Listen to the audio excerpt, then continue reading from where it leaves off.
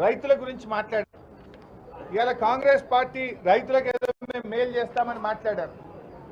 మీరు మేలు కాదు కదా, మీరు వచ్చిన ఈ 2 నెలల కాలంలో రైతులకు తీవ్రమైనటువంటి అన్యాయం చేశారు. రైతులకు ఇచ్చిన ప్రతి మాట కాంగ్రెస్ పార్టీ తప్పింది. మీరు 4 విషయాలు చెప్పారు రైతులకు. 4 విషయాలకు 4 కూడా ఈరోజు అమలు చేయకుండా ఈ రాష్ట్ర రైతాంగానికి తీవ్రమైనటువంటి అన్యాయం చేసింది కాంగ్రెస్ ప్రభుత్వం. మొదటిది, మేము రాగానే ఎకరానికి 15,000 రూపాయల రైతు బంధు ఇస్తామన్నారు. 15,000 ఇవ్వలేదు, ఇచ్చే 10,000 కూడా ఇవ్వకుండా రైతులకు అన్యాయం చేశారు. రెండవది, డిసెంబర్ 9వ తేదీ 2 లక్షల రుణమాఫీ చేస్తామని బ్యాంకులకు వెళ్ళండి, డబ్బులు తెచ్చుకోండి అని చెప్పారు.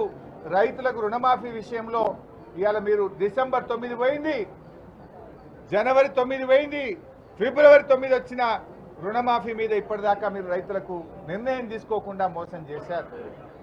మూడవది, మీరు వడ్లు అమ్ముకోవద్దు, వడ్లు ఆపెట్టుకోండి, మేము వస్తా ఉన్నాం డిసెంబర్లో 500 బోనస్ ఇస్తామని చెప్పారు. ఇవాళ మీరు బోనస్ ఇవ్వలేదు, వడ్లకు అన్ని పంటలకు కూడా బోనస్ ఇవ్వకుండా రైతులకు ద్రోహం చేశారు. నాలుగవది, రైతాంగానికి 24 గంటల నాణ్యమైన కరెంట్ ఇస్తామన్నారు. ఇవాళ ఈ రాష్ట్రంలో ఎక్కడ పోయినా రైతులకు 15-16 గంటలకు మించి కరెంటు రావడం లేదు. మోటార్లు కాల్తా ఉన్నాయి, ట్రాన్స్ఫార్మర్లు కాల్తా ఉన్నాయి, రైతులు ఆందోళనలో ఉన్నటువంటి పరిస్థితి. అంటే రైతులకు మీరు 4 హామీలు ఇస్తే 4కి 4 కూడా అమలు చేయకుండా మీరు రైతాంగానికి తీవ్రమైనటువంటి అన్యాయం చేసింది ఇవాళ కాంగ్రెస్ పార్టీ. నేను అనుకున్నా వానకాలం ఇవ్వలేదు, ఇప్పుడు యాసంగి పంట వస్తుంది, మార్చి ఏప్రిల్ నెలలో యాసంగి పంట వస్తుంది, కనీసం యాసంగి పంట కన్నా బోనస్ ఇస్తారేమో అని మేము ఆశపడ్డాం. గవర్నర్ గారి ప్రసంగంలో రైతులకు అన్ని పంటలకు మేనిఫెస్టోలో చెప్పినట్టు బోనస్ ఇస్తారేమో అని మేము ఆశగా గవర్నర్ గారి ప్రసంగాన్ని విన్నాం. కానీ రైతులకు బోనస్ విషయంలో, పంటలకు ఇచ్చే బోనస్ విషయంలో గవర్నర్ గారి ప్రసంగంలో నామమాత్రపు ప్రస్తావన కూడా లేకపోవడం మాకు తీవ్రమైనటువంటి నిరాశ కలిగింది. అదేవిధంగా గవర్నర్ గారి ప్రసంగంలో మేము 40,000 కోట్ల పెట్టుబడులకు తెచ్చాము అని చెప్పి మరి చాలా గొప్పగా చెప్పారు. దావోస్కు వెళ్ళాం, 40,000 కోట్ల పెట్టుబడులు తెచ్చామని చెప్పే ప్రయత్నం చేశారు. నేను ప్రభుత్వాన్ని అడుగుతా ఉన్నా, ఆ 40,000 కోట్లు ఎవరెవరు పెట్టుబడులు పెడుతున్నారో ఒక వైట్ పేపర్ రిలీజ్ చేసి ప్రజల ముందు పెట్టాలని చెప్పి నేను ఈ ప్రభుత్వాన్ని డిమాండ్ చేస్తూ ఉన్నా. ఎందుకంటే ఎక్కడ కూడా స్పష్టత లేదు, కేవలం గొప్పలు చెప్పుకోవడానికి ఒక అర్ధ సత్యాలను గవర్నర్ గారితో చెప్పించారనేటువంటి అభిప్రాయం కలుగుతూ ఉంది. నిజంగా 40,000 కోట్ల పెట్టుబడి వచ్చుంటే దాన్ని వెంటనే వైట్ పేపర్ రూపంలో విడుదల చేయాలని చెప్పి కూడా నేను కోరుతా ఉన్నా. విద్యుత్ గురించి కూడా చాలా గొప్పగా చెప్పారు.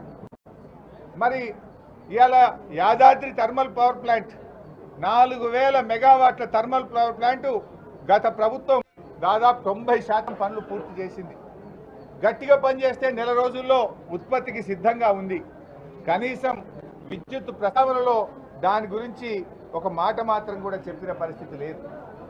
మూసీ నదిని మేమే ఏదో గొప్పగా పునరుద్ధరించబోతున్నామని చెప్పారు, అది ఇప్పటికే ప్రారంభమైంది. యాక్చువల్గా మూసీ నది పునరుద్ధరణ జరగాలంటే ముందుగా అందులోకి మురికి నీరు రాకుండా చూడాలి. మురికి నీరు మూసీలోకి రాకుండా చూడాలని మా ప్రభుత్వం అధికారంలో ఉన్నప్పుడు 3,500 కోట్ల రూపాయలతో 52 ఎస్టీపీలను మేము పెట్టాం. ఇప్పటికే 10ల సంఖ్యలో ఎస్టీపీలు పూర్తయి మూసీలోకి మురికి నీరు పోకుండా అవి పనిచేయడం ప్రారంభించాయి. మూసీ పునరుద్ధరణ గత ప్రభుత్వంలోనే మేము అప్పటికే 3,500 కోట్లు పెట్టి దాన్ని ప్రారంభించాం. మూసీకి ఫస్ట్ దాని పునరుద్ధరణ జరిగే ముందు మురికి నీరు మూసీలో పోకుండా చూడాలని 52 ఎస్టీపీలను పెట్టే ప్రయత్నం కూడా మా ప్రభుత్వం గతంలోనే చేసింది. సరే, ఏది ఏమైనా ఈరోజు గవర్నర్ గారి ప్రసంగం అర్ధ సత్యాలతో కూడుకున్నది. మరి నేను అనుకున్నాం ఉద్యోగస్తులకు 1వ తారీఖే జీతం ఇస్తామని చెప్పారు. నిజంగా జీతం ఇచ్చారేమో, దాని గురించి ఏదన్నా గొప్పగా గవర్నర్ గారి ప్రసంగంలో కనబట్టదేమో అని చూశాం. అది ఎక్కడ ప్రస్తావన లేదు. కానీ క్షేత్రస్థాయిలో చూస్తే 7వ తారీఖు వచ్చినా ఇంకా ప్రభుత్వ ఉద్యోగస్తులకు వేతనాలు పడలేదు.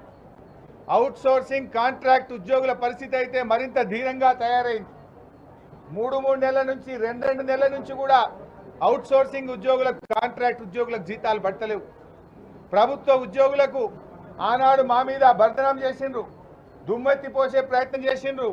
కానీ ఇలా 6వ తారీఖు 7వ తారీఖు వచ్చిన ప్రభుత్వ ఉద్యోగులకు ఇంకా వేతనాలు పడుతున్నటువంటి పరిస్థితి లేదు. ఇలా ఒక్కొక్క విషయం బయటపడతా ఉంది. ఈ ప్రభుత్వం యొక్క నిజాయితీ ఇలా ఏందనేది ఇప్పుడిప్పుడే ప్రజలకు అర్థమవుతా ఉంది.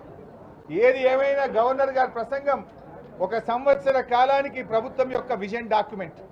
ఆ విజన్ను ఆవిష్కరించడంలో, ప్రజలకు విశ్వాసం కల్పించడంలో, ప్రజల ఆశలను నిజం చేసే విషయంలో ఈ గవర్నర్ గారి ప్రసంగం చాలా దూరంగా ఉంది, తీవ్రమైనటువంటి నిరాశను కల్పించింది.